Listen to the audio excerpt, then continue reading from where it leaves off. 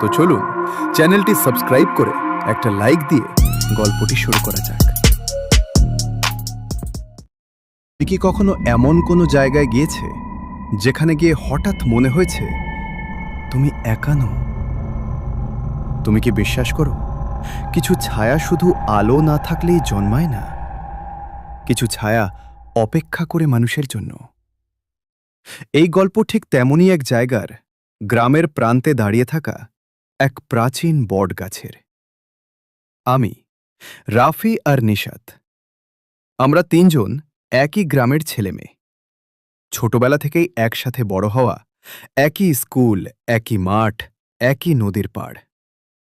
গ্রামের শেষ মাথায় একটা বিশাল বটগাছ ছিল, এত বড় যে দিনের বেলাতেও গাছটার নিচে আলো ঠিকমতো পৌঁছাত না।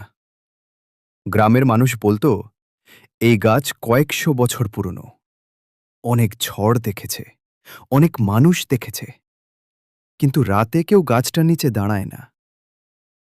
আমরা সব সময় হেসে উড়িয়ে দিতাম, ভাবতাম এসব পুরনো লোকেদের কুসংস্কার।